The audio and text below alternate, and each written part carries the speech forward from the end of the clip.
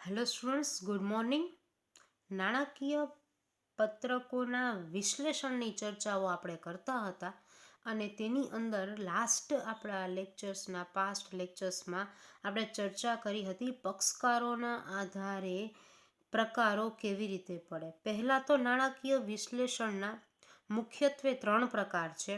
Number 1 પક્ષકારોના આધારે, number 2 આડા ઊભા સ્વરૂપે અને નંબર 3 સમયના આધારે.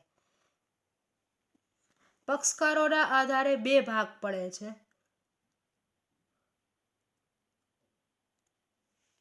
બાહ્ય વિશ્લેષણ, આંતરિક વિશ્લેષણ.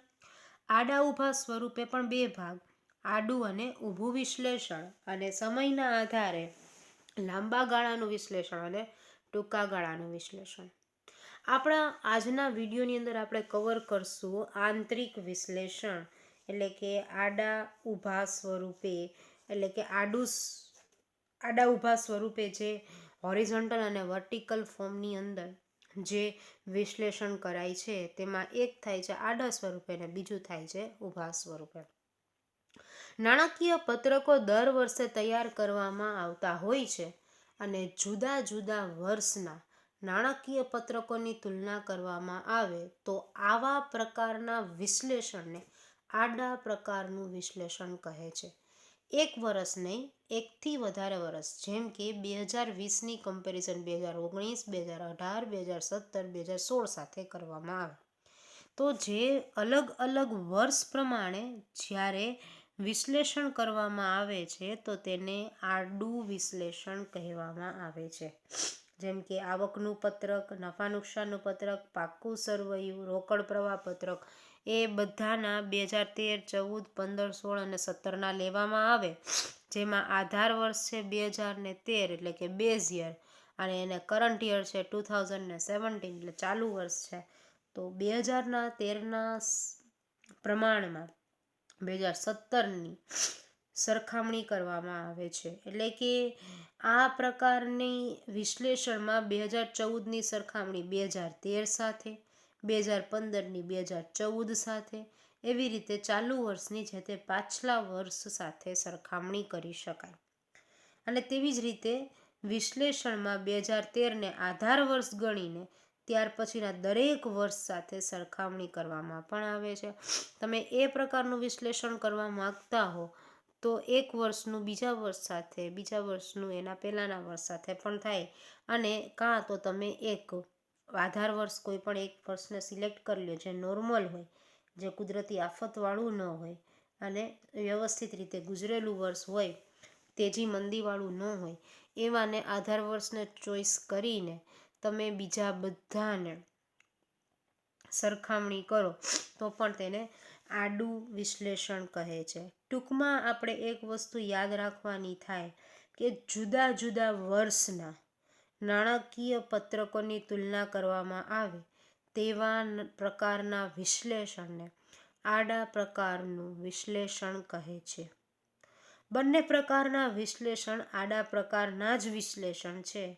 જેમાં દાખલા તરીકે જોવા જઈએ તો 2014માં 2013ની સરખામણીમાં નફો વધ્યો છે, નફો ઘટ્યો છે, મિલકતો વધી છે કે પછી મિલકતો ઘટી છે, વગેરે પ્રકારના વલણો ચકાસવામાં આવે છે. અને એકબીજા વર્ષના પત્રકોની સાથે જ્યારે સરખામણી કરવામાં આવે તેને આડા પ્રકારનું વિશ્લેષણ કહે છે. મતલબ એક યરની બીજા યર સાથે સરખામણી જ્યારે થાય ત્યારે તેને હોરિઝોન્ટલ એનાલિસિસ તરીકે ઓળખવામાં આવે છે.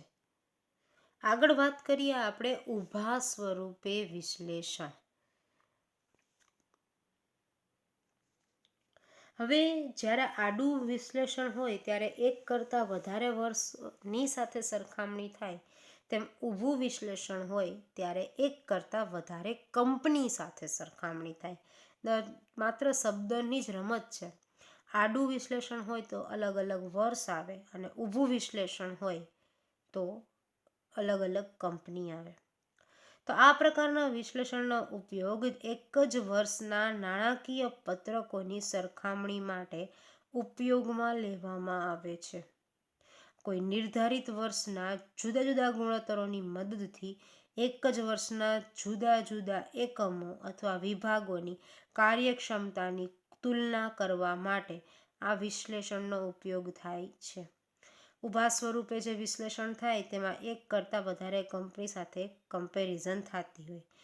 એક્સ કંપની છે, વાય કંપની છે કે ઝેડ કંપની છે, બરાબર છે. એના આવકનું પત્રક, પાકું સરવૈયું અને એના રોકડ પ્રવાહ પત્રકની શું થતી હોય છે તો કે સરખામણી થાય, કમ્પેરિઝન થાય. હવે જે સમયે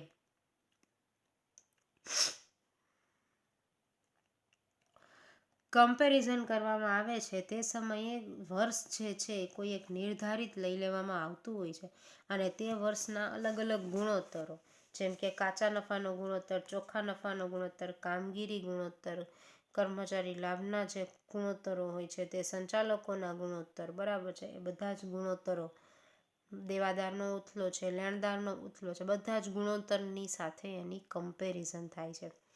ગુણોત્તર શબ્દને અહીંયા સુધી જ રાખશું, કારણ કે એના પછીનું જે ચેપ્ટર છે એની અંદર આપણે ગુણોત્તર વિશે ડેપ્થમાં ચર્ચા કરવાના જ છીએ.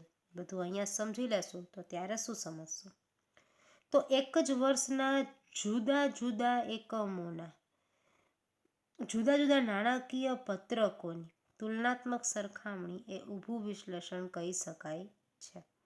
વર્ષ એક હોય, એકમો અલગ અલગ હોય તો ઊભું વિશ્લેષણ, અને અલગ અલગ વર્ષ હોય અને એકમ એક હોય તો આડું વિશ્લેષણ. તો આ હતું આપણું આડું વિશ્લેષણ અને ઊભું વિશ્લેષણ, મતલબ હોરિઝોન્ટલ એનાલિસિસ અને વર્ટિકલ એનાલિસિસ, જેને આડા કે ઊભા સ્વરૂપે કરવામાં આવેલું વિશ્લેષણ કહેવાય છે. આજે અહીં સુધી રાખીએ છીએ. આવતા નેક્સ્ટ લેક્ચરની અંદર સમયના આધારે વિશ્લેષણ ઉપર આગળ વધશું.